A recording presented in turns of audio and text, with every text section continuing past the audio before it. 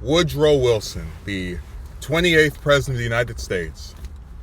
And if I'm being objective, probably one of the most important ones. When you make the Federal Reserve your president during the First World War, which serves as a prequel to the second one, there's and of course let's not forget the League of Nations. But there's no avenue, I'd say, of American society that he did not play some significant role in creating, which is kind of crazy to think about how it all started from what the cynical historian calls a fluke, the 1912 election, and Taft and TR splitting the Republican vote, which allowed Wilson to get the White House and become only the second Democrat since the Civil War to win the presidency. Just for some more like basic info, right?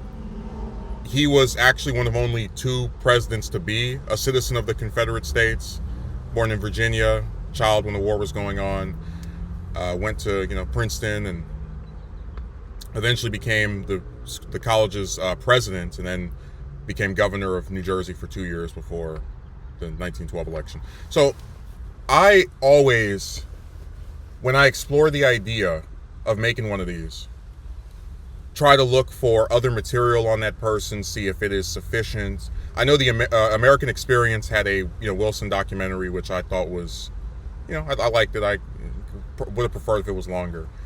But it's kind of a similar thing where there's not really that much, there's not as much content on him as I think there should be for someone of, such historical significance. Kind of reminds me of another president from the South. And I debate doing it because, on the one hand, I'm interested, right, in terms of it's the last Democratic president before FDR. I don't want to say he was his mentor, but certainly they, Roosevelt rose through his affiliation with him. And again, in terms of historical importance, right, the Federal Reserve, the treaty, the 14 points, all of these things matter.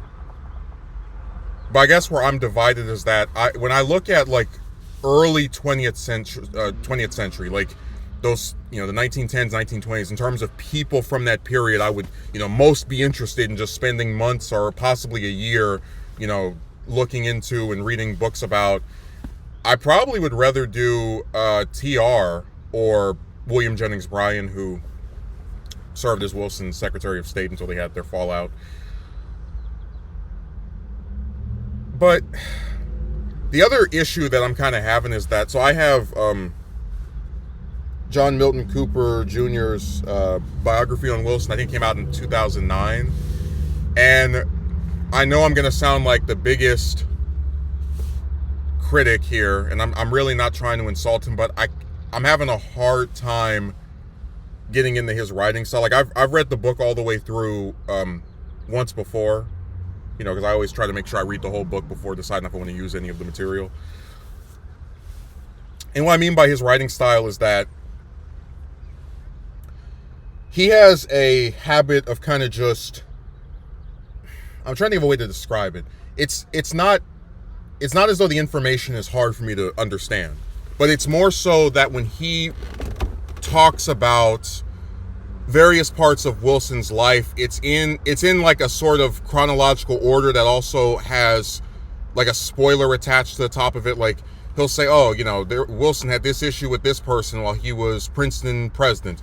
The issue would end a month later, and then that's like in there before I can even read what happened, like how the resolve would be. It's just it's really hands-on. And again, I'm not trying to insult the man. He is considered the preeminent Wilson scholar. I'm just explaining that what made the LBJ documentary kind of easy to get through, besides me just being really fascinated with Johnson's career and also feeling that he was underrepresented in terms of having material about him, and just my own like interest in him, is that Robert Caro has become one of my favorite authors just from the years of Lyndon Johnson.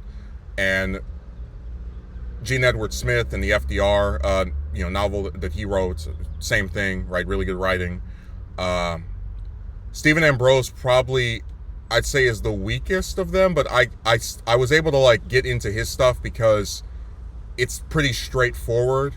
There's a little bit of like, jumping into kind of like explain stuff sometimes, but you get the idea that it's not. I don't struggle with it the way I do with Cooper's, and I was really trying to figure out, because I don't really see it as being that big of an issue when you start getting to the actual years of him being president. I guess it's more so that in those the years preceding, right, him taking the White House, there's a lot of kind of flashing forward and backwards that it can get kind of confusing for me, is what I'm getting at.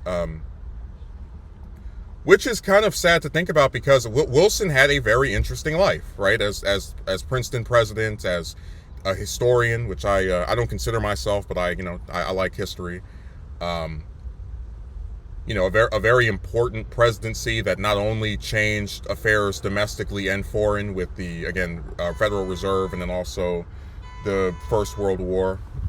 Somebody's car started going off, but I was just saying his presidency really does fascinate me in terms of, right, the Federal Reserve, the U.S. involvement in the First World War, and of course, we always talk about the presidential powers. Once you get towards the end, when he has his stroke and his wife basically, in the words of some people, becomes the first female president, Edith Wilson, which it's like debated, but you get the idea that it's really a test of just how the Constitution never could have foreseen having a president who's incapacitated but alive, and kind of the struggle of who's in charge, who really is in charge or was in charge during that last year that he was in office.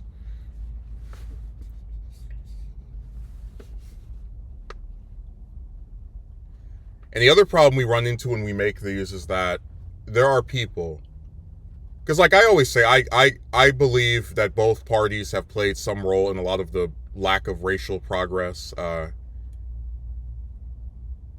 I ran into this when I made the Andrew Johnson documentary years ago, which I'd like to remake that because I don't really like it that much anymore.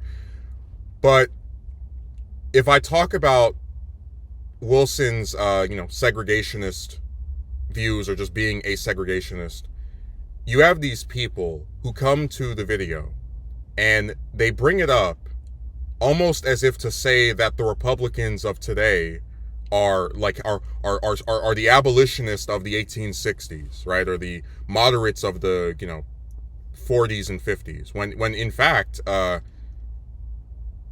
even if you acknowledge the Democratic Party's atrocious record on civil rights, prior to the 60s, and I guess arguably the 40s, because that's when Truman desegregated the military. It doesn't make the war on drugs, or any of the stuff that comes afterward from Republicans, Southern strategy, any of that good. It doesn't absolve them of being crappy to blacks as well.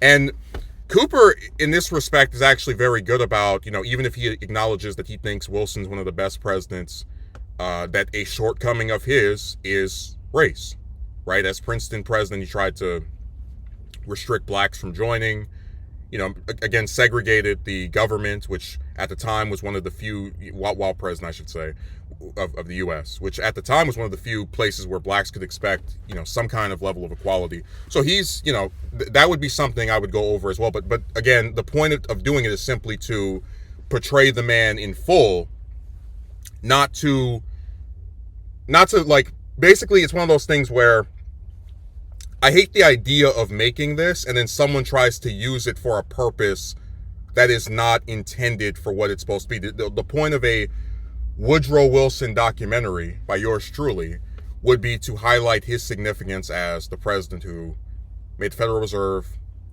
president during the First World War, and then obviously toward the end had this like real test of presidential powers, and was a segregationist. But it would not be to, make people, like, herd people into believing the Republicans of today are good, or that the Democrats of today are, as bad on race as the ones from a literal century ago. So that's the one, like, slippery slope where I don't I don't want it to be used for any purposes that are not what it's supposed to be. It's just supposed to teach people about a figure that I think was important. I know was important, that is not talked about anywhere near as much as he should be.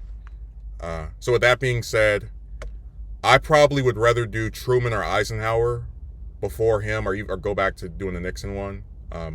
But it's something else to consider. He's definitely up there in terms of ones I'd like to study and make 5 or 6 videos about.